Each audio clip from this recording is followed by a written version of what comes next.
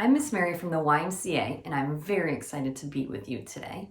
Today, we're going to read a wonderful story called Chicks and Salsa, written by Aaron Reynolds and illustrated by Paulette Bogan. Today's story is from the Healthy Schools, Healthy Communities curriculum that was developed by the Michigan Fitness Foundation. Let's take a minute to look at our cover and come up with any predictions or guesses you think that our story is going to be about today. Think about the title. Look at the picture. What do you see on the picture to help with your prediction? Take a peek at the back.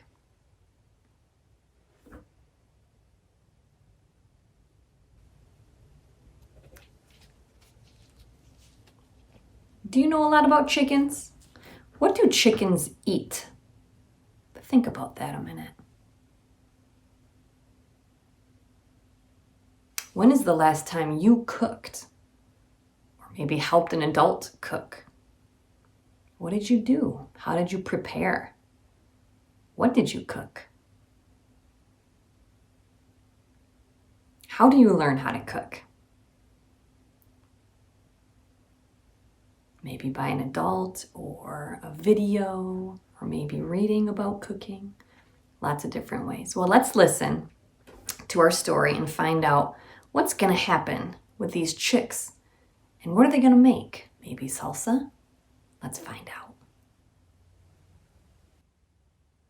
Chicks and Salsa by Aaron Reynolds, illustrated by Paulette Bogan.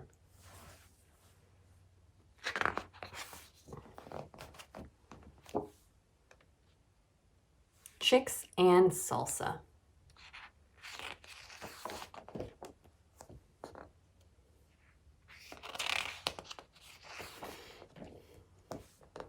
There was grumblings in the henhouse of Nuthatcher Farm.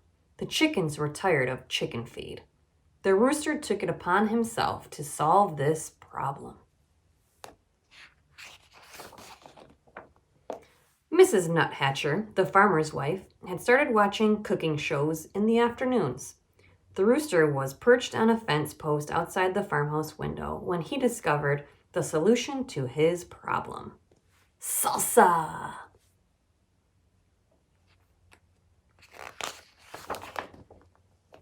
Led by the rooster, the chickens crept into the garden where they took tomatoes and uprooted onions.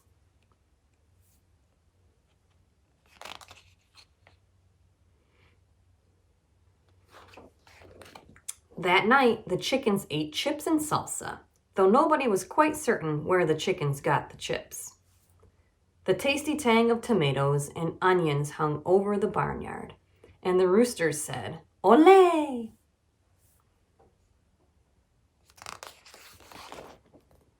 Very soon, there were mumblings at the duck pond of Nuthatcher Farm. Inspired by the chickens, the ducks decided they were tired of fish.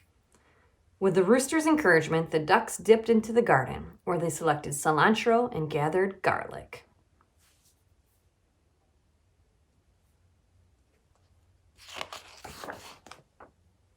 That night, the ducks ate guacamole, though nobody was quite certain where the ducks got the avocados.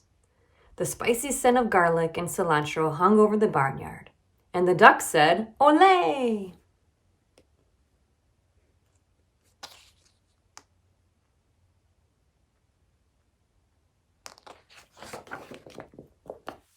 The next morning, there were rumblings in the pig pen of Nuthatcher Farm.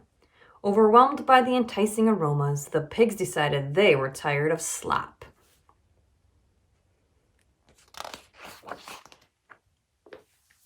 While the roosters distracted Farmer Nuthatcher, the pigs plodded into the garden, where they borrowed beans and chopped chilies.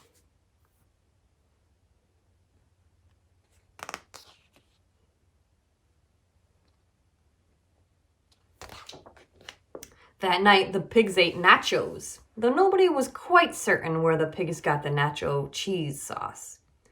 The delightful deliciousness of cheese and chilies hung over the barnyard, and the pigs said, "Olé!" As everyone knows, when a passion for Southwestern cuisine takes hold of a farm animals, and so many sumptuous, spicy, savory scents collide in the barnyard air, it can only lead to one thing.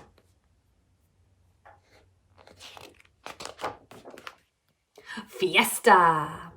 The rooster got things organized, then returned to his fence post to watch for a good enchilada recipe. The horses decorated the barn. The bull practiced his Mexican hat dance, though nobody was quite certain where the bull got the sombrero.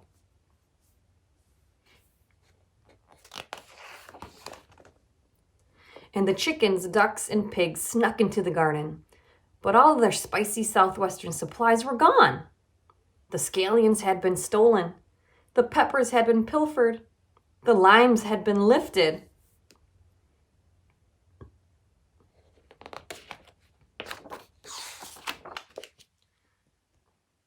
But there were slurpings in the kitchen of Nuthatcher Farm. Stirred by the succulent smells in the barnyard, Mrs. Nuthatcher had decided to make tamales for the county fair.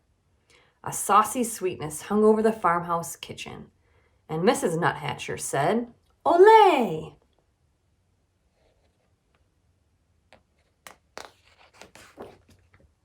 Disappointed, the animals canceled the fiesta. That evening, the chickens ate their chicken feed, the ducks ate their fish, and the pigs ate their slop.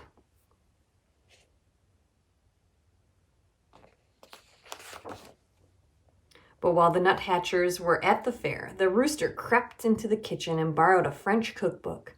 The next morning, the rooster ate crepes with white grapes and champagne sauce, though nobody was quite certain where the rooster learned how to read.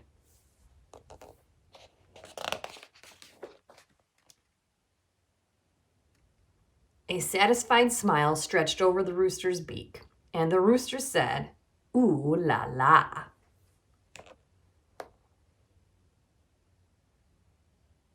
The end.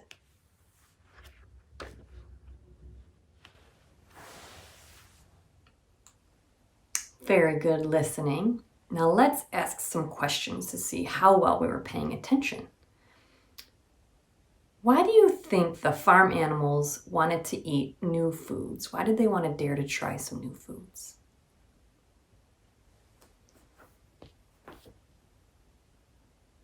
They were tired of their everyday foods, weren't they? They wanted to try new foods that were fun, just like what we can do too, right? Very good. Where did the rooster learn how to cook? How did he learn how to cook?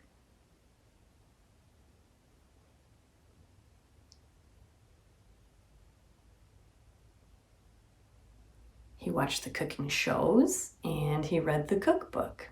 Lots of different ways that we can learn. What different foods did you hear mentioned in the story today?